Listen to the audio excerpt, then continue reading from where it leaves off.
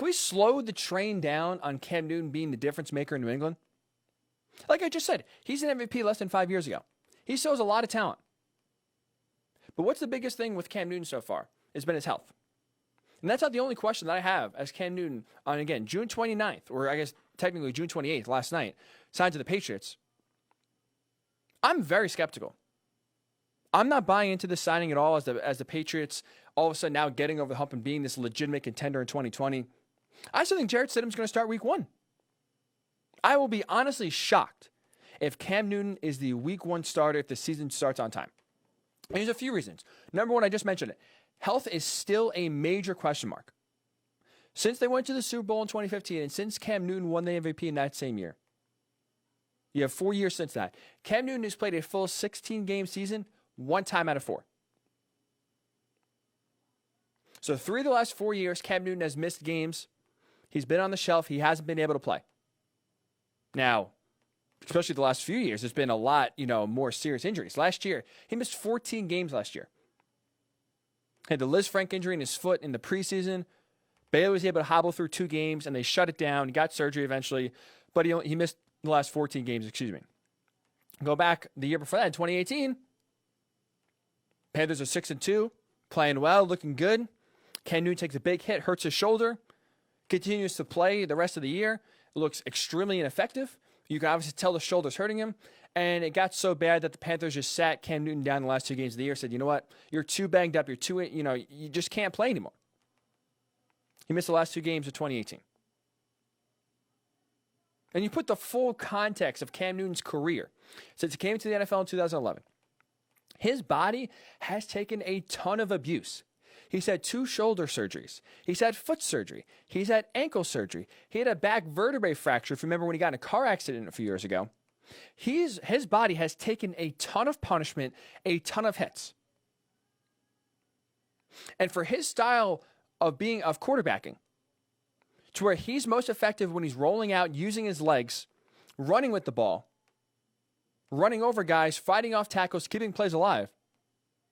That body, no matter how big you are, no matter how strong you are, your body can only take so much abuse, so much pressure. And this is coming from someone, as a Colts fan, I've seen it firsthand.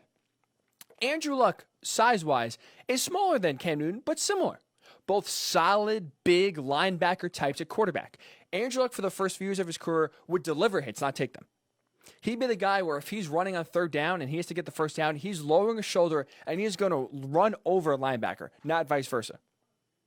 And it was awesome to watch. It was exciting to watch. He would take some massive hits in the pocket, bounce right back up. There's a ton of viral clips of Andrew Luck mic'd up, patting guys in the butt, patting guys in the helmet, saying, great hit, big boy. And just kind of, just being this crazy guy, right? Where he just gets massively blown up. Hit that looks like you're not going to get up for days. And he bounces right back up and it's complimenting the guy for a big hit. It was awesome to watch. And Cam Newton was the same guy. He would deliver punishment, not take it. And what happened, at least in terms of Andrew Luck, we'll use him as the example right now. It got to a point where those hits eventually caught up to him. It got to the point where now injuries started mounting up. Those hits, those bumps, those bruises started taking their toll. And Andrew Luck not only missed a full year with a shoulder injury, the cumulative effect of having shoulder injuries, having a lacerated kidney, got to the point where Andrew Luck was so banged up, despite playing a full season in 2018, despite the success the Colts had, despite having one of the best offensive lines in NFL right in front of him in 2019. You know what took Andrew Luck's career down? Wasn't a shoulder injury, wasn't a concussion, wasn't another broken leg, serious injury that, we see derail a lot of careers. It was a calf injury. It was, in football terms, a very minor injury, a calf strain that Andrew Luck just couldn't figure out. The Colts doctors couldn't figure out. It bothered him for 8 or 9 months, mostly in the offseason. He just couldn't rehab it, couldn't get it together. But I point that out is because those massive hits Andrew Luck took the first 2, 3, 4 years of his career, that sure, he didn't get hurt back then, he still bounced up. They took an effect to where 5, 6, 7 years later, Andrew Luck was feeling those effects in different ways, and it got to the point where a small calf injury was the straw that broke the camel's back.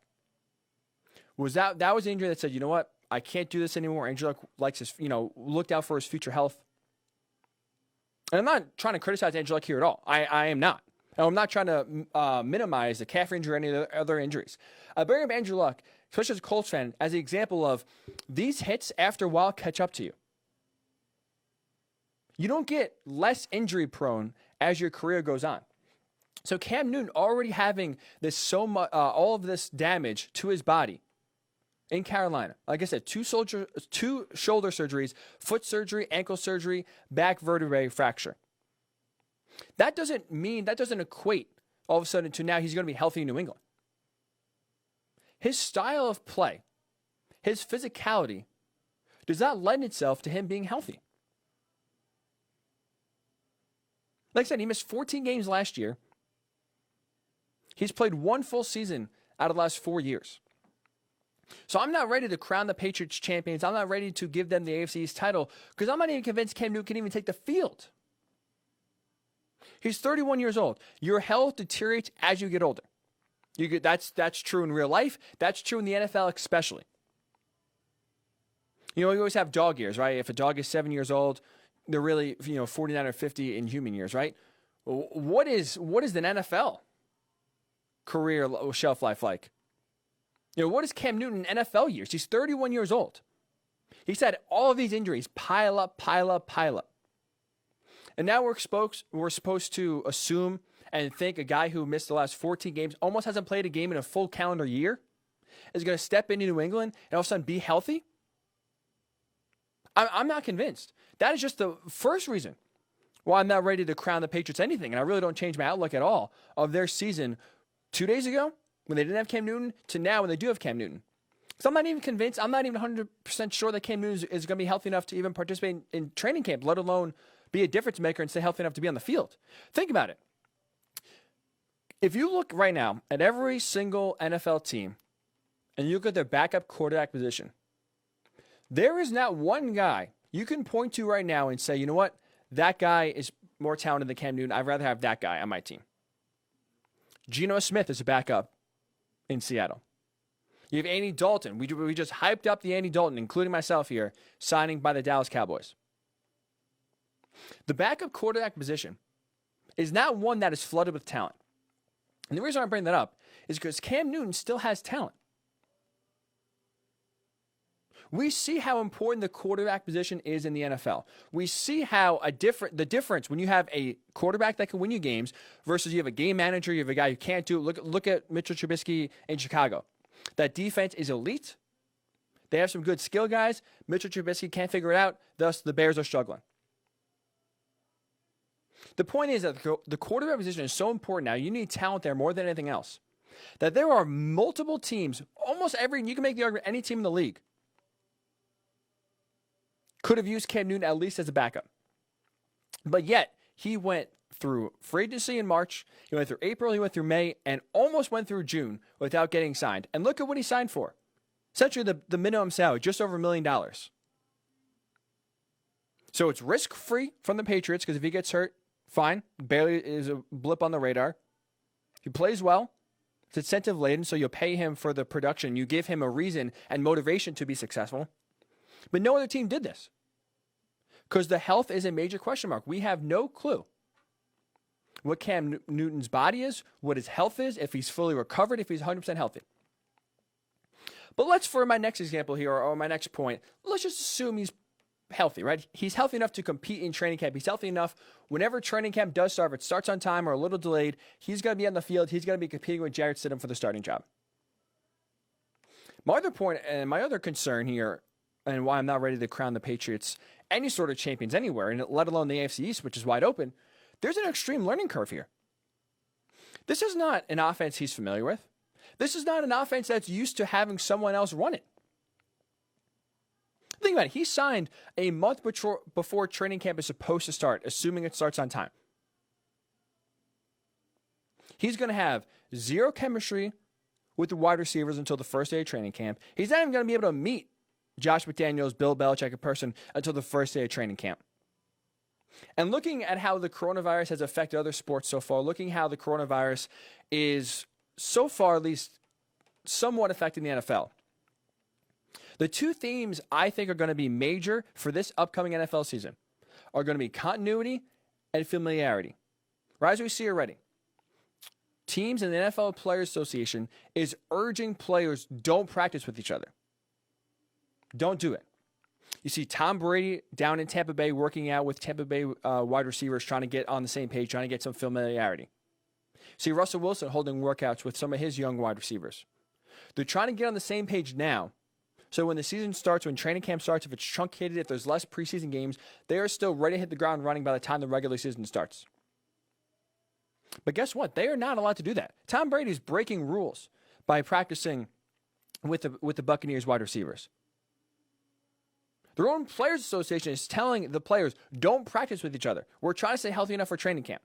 So Cam Newton, the best way, he's going to be able to learn the offense right now is over Zoom. He's not going to be able to talk with Julian Edelman or Jacoby Myers. A lot of these young wide receivers the Patriots have will have no familiarity, will not even know what a Cam Newton spiral looks like until they get on the practice field day one. That puts him behind the eight ball massively compared to when you look at his competition.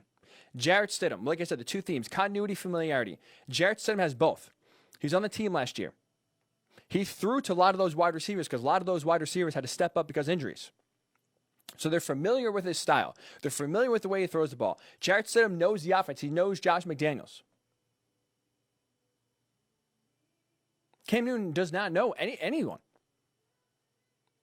So it's a lot to ask. It's a lot for me to assume that in, let's say, 2 months, right? Just about 2 months when the season starts in early September, if it starts on time, Cam Newton is going to have the offense down pat.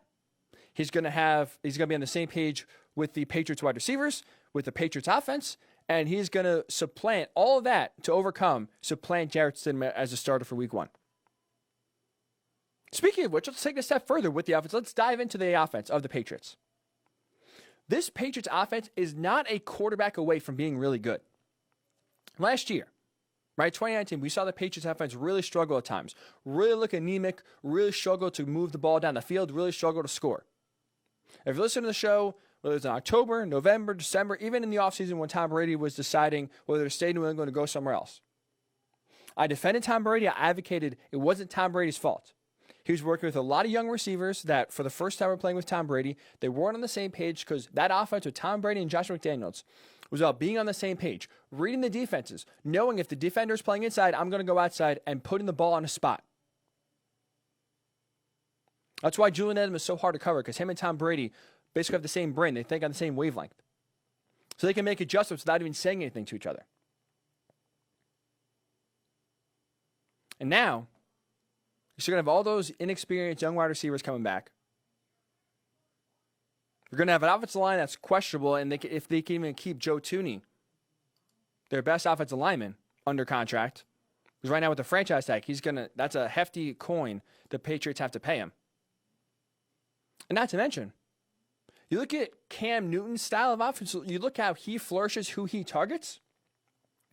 For the last 6 years in Carolina, the leading receiver on the Panthers was Greg Olsen, a tight end. He was a safety blanket. He was his security blanket. He was his guy. If we need a big reception here, we need a first down, I'm going to Greg Olsen. Tom Brady is similar with Rob Gronkowski, right? That was the guy. You need a big play, I'm throwing to the guy I trust, usually either Julian Edelman or Rob Gronkowski. Look at the Patriots roster. They don't have that.